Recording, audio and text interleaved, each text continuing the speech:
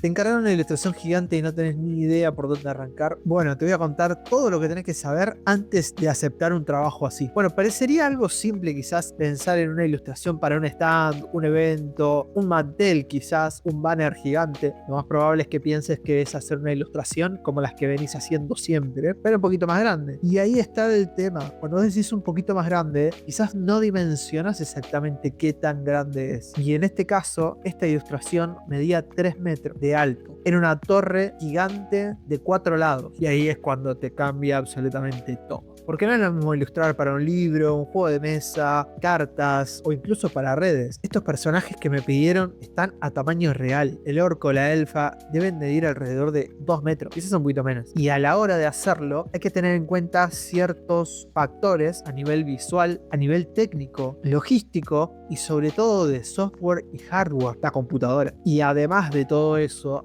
hay que saber armar bien el presupuesto. Pero vamos por partes. Primero, tenemos que estar bien seguros de cuál es el tamaño que va a tener esta ilustración, este banner, este stand, este mantel, lo que sea que vayamos a hacer. Nunca, pero nunca empieces a trabajar sin saber esto, porque quizás vos no tenés ni idea que el cliente va a utilizar tu ilustración para un tamaño tan grande. Por ejemplo, estás haciendo ilustraciones para un libro y capaz que vos trabajaste todo en A4, porque obviamente, ¿por qué vas a trabajar en mucho más grande? No tiene sentido. Y después te enterás que el cliente te lo mandó a hacer a 3 metros por 2 metros. ¿Qué va a pasar con esa ilustración, esa imagen? Se va a romper todo. El resultado va a ser un desastre. Y si pensás, bueno, pero si sos diseñador visual y trabajás todo con Illustrator, está bien. Capaz que un diseño elaborado en vectores o un trabajo hecho en vectores puede agrandarse y achicarse sin ningún problema, pero nosotros trabajamos en mapa de Big, nosotros trabajamos con píxeles y te desafío, si sos diseñador o sos un maestro de Illustrator, que hagas una ilustración de este estilo solo con vectores. Seguro hay gente que lo hace, pero debe ser una locura. Vayamos a un punto crucial: ¿cómo iniciamos o cómo deberíamos crear este archivo en el cual vamos a trabajar el stand? Vamos a hacer de cuenta que vamos a hacer un stand como este. Uno naturalmente pensaría en hacerlo en 300 dpi, pero te juro que si le pones 300 dpi no hay computadora que te aguante, porque lo principal acá es el tamaño, el poder imprimirlo en el tamaño en el que va a estar. Eso te va a dar otro tipo de dimensión, por lo que no tenés que laburarlo a 300 dpi. Laburarlo a 300 dpi es un error. Para piezas de este tipo que van a ser gigantes y que para poder verse hay que alejarse, lo podés trabajar tranquilamente en 150 dpi o hasta en 100. Y no es algo que digo yo, no es invento mío. Las imprentas te van a recomendar que hagas eso. No vas a necesitar tanta resolución porque el archivo va a ser gigante. Y es obvio, el ojo humano no distingue ese cambio de resolución a tanta distancia. Y quien se acerque tanto a ver la ilustración o a ver la lona o el stand no va a poder reconocer nada de la ilustración. Va a ver un trozo muy pequeño.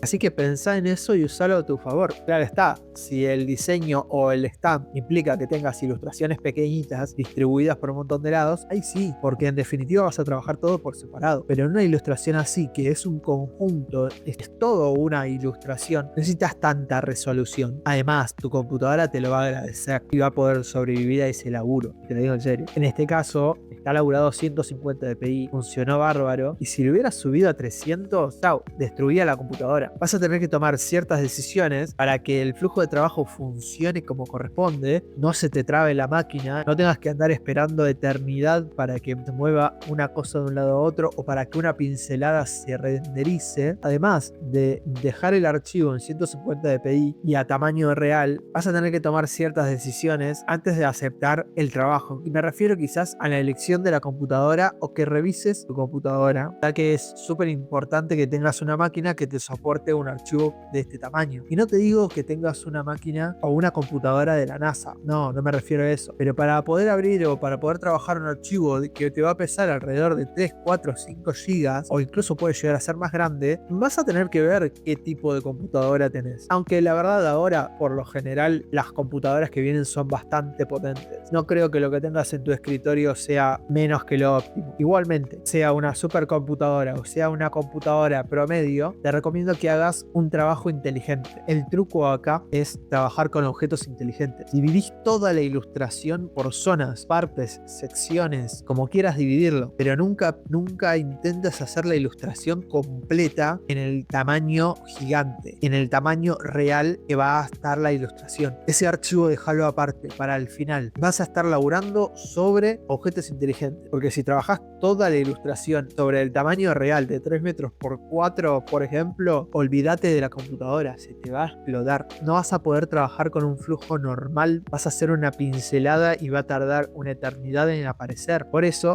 labura por secciones, separa todo en objetos inteligentes y después al final lo acoplas todo junto. El proceso es simple, presentás el boceto, el mockup, todo lo que tengas que presentar antes de empezar a laburar, y el archivo que tengas que sea del tamaño original de 3 metros por 4, lo que sea, lo dejas armado con el boceto. Solamente tiene que tener el boceto y luego vas cortando sección por sección y haciendo un archivo nuevo que tenga el tamaño de cada una de las secciones, y eso los vas guardando como si fuesen pedacitos del stand. Le pones el nombre que quieras y cuando vayas a cada uno de los archivos, capaz que tenés un archivo que te mida 1 metro por 50 centímetros, que quizás es, no sé, un florero, un detalle del stand o cualquier otro detalle, pero vas a estar laburando sobre un archivo muchísimo más pequeño, y así haces con cada uno de los pedacitos que fuiste recortando del archivo más grande. Siempre lo tenés que dejar en la misma resolución, no lo pases de 150 a 300 dpi, no tiene sentido, porque cuando lo quieras redimensionar en el archivo grande, la computadora se te va a volver loca, se te va a trabar, quizás se te crashee. Preferible dejarlo a 150 y laburarlo así. Y una vez que ya tenés todo armado y empezás a armar el collage, yo lo que te recomiendo es que armes el collage dentro del stand sin redimensionar absolutamente nada, dejándolos como está. Y cuando ya tenés todo armado, aunque le falte integración de colores, aunque le falte alguna luces, aunque le falte una sombra, un degradé, lo que sea, dejas armado el archivo con todo el collage de todos los pedacitos que fuiste recortando y lo guardas como un archivo aparte. Y otro lo acoplas todo. Entonces acoplas todo el collage en una sola capa. Entonces te queda el archivo gigante con una sola capa. Y ahí podés jugar a hacer lo que quieras. Puedes agregarle luces, puedes agregarle sombras, pero va a costarle un montón a tu máquina. Así que trata de que sea lo menos posible lo que tengas que integrar. Después, si vos ves que hay dos zonas que sí o sí tienen que estar integradas, integralas aparte, ellas dos solas, y después las pones sobre, ya sea sobre el collage o ya sea sobre el acoplado, y lo vas viendo. Y así vas trabajando, vas yendo y viniendo del archivo grande, que lo tenés hecho con todo lo que vayas armando de los pedacitos que tenés separados, y si ves que hay alguno de estos pedacitos que necesitan edición, lo editas en el chiquito. Y nada más. El grande tiene que ser toques finales. Creo que me reextendí con esta parte, pero es importante.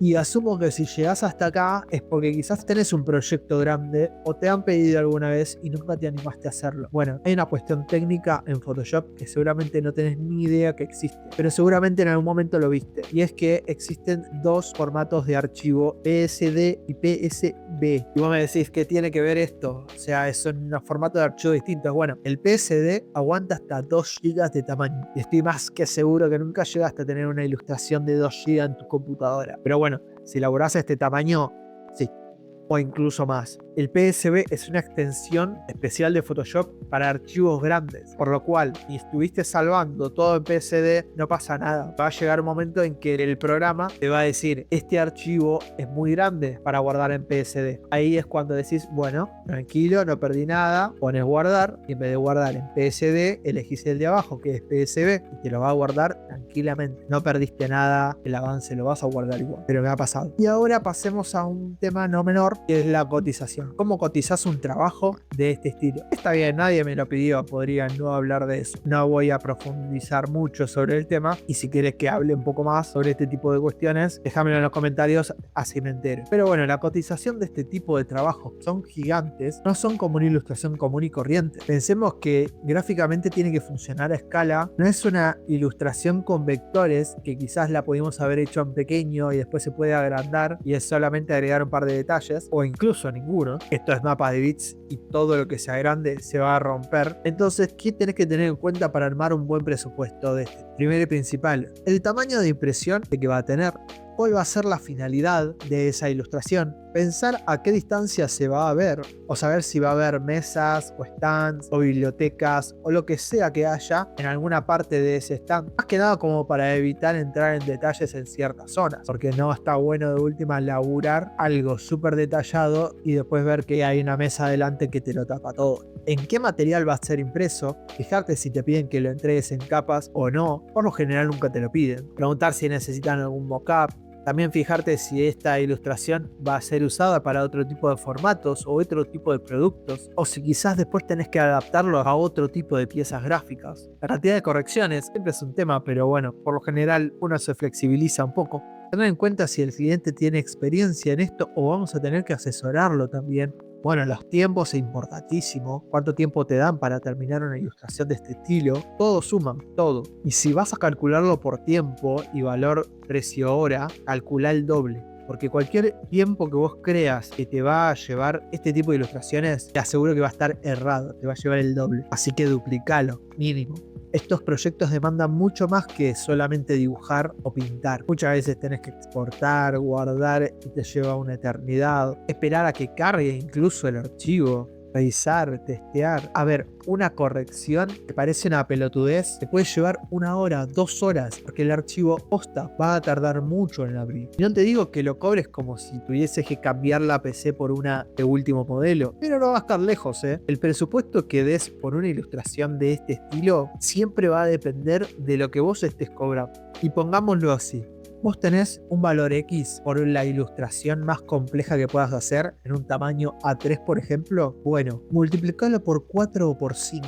He tenido ilustraciones como esta, en las que dije, bueno, me va a llevar 15, 20 días en resolverlas, y me terminó llevando mes y medio. Pero por cuestiones técnicas, eran ilustraciones muy simples, pero por una cuestión de tener que hacer detalles muy finos, de manejar archivos tan grandes y de exigencias de computadora o de software o de hardware, con los cuales tenés ciertos roces durante el proceso. Y no estoy mencionando que es un laburo que les tenés que estar full time, casi no podés dedicarte a otra cosa. Así que no creo estar exagerando en decirte que cobres 4 veces más de lo que cobrarías una ilustración la más top que tengas. Y lo más probable es que el cliente no quiera aceptar quizás un presupuesto tan grande. Pero bueno, podés ahí negociarlo y ver qué es lo que a vos te conviene, porque tampoco da sacrificar una computadora, porque es un riesgo laburar con archivos tan grandes y es que la computadora no te da para hacerle el laburo a un cliente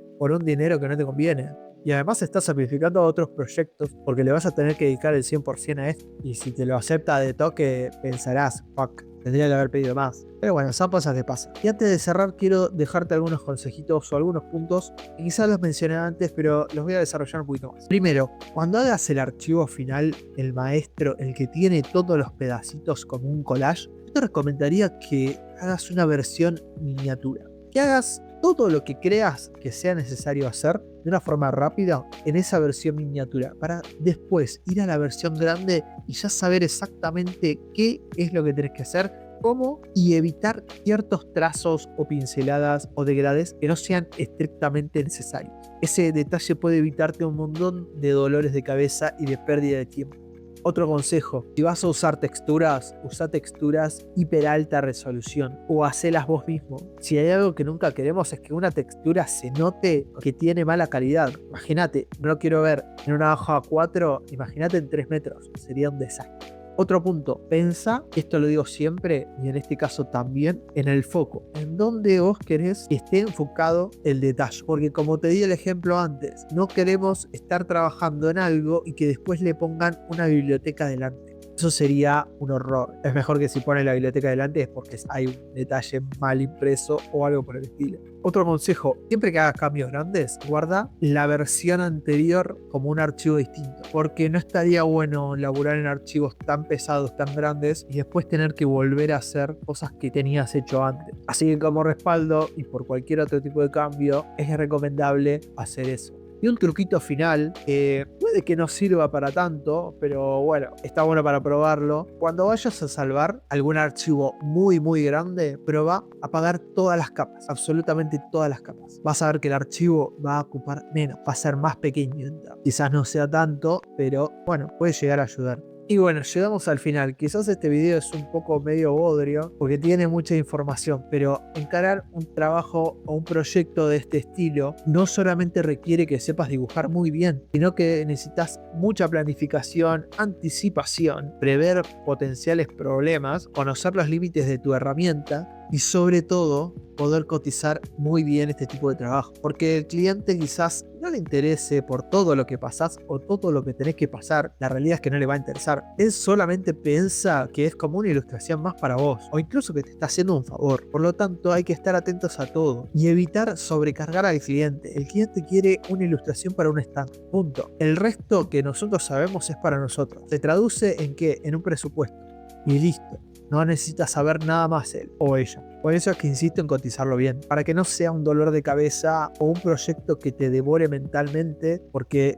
te estás llevando mucho tiempo, mucho esfuerzo y no lo estás cobrando bien. Hoy por hoy disfruto mucho de este tipo de encargos, porque ya he pasado por esta experiencia, porque ya sé cómo manejarlo, aunque seguramente putee, porque la computadora me va a trabar, voy a estar viendo cosas que voy a decir, esto está quedando como lo que sea. La realidad es que te consume un montón y si sos un principiante, estás recién empezando a agarrar encargos, tenés cuidado en agarrar algo de esta magnitud. Y no te digo porque no seas capaz, sino porque tiene un montón de detalles que se aprenden haciendo y conociendo tus herramientas de trabajo y tus límites con esa herramienta. De todas maneras, ojalá que este video te ayude a encarar algo por el estilo, que te sirva un poco como un mapa. Y recordad que no hay una forma correcta de hacer esto, pero sí hay muchas formas de cagarla. Así que, si con esto que te acabo de decir podés evitarlas desde un principio, mucho mejor. Y con esto me despido. No olvides dejar tu like, suscribirte, activar la campanita, invitar a gente que quizás le interese este tipo de videos y nos vemos en un próximo análisis. Abrazo.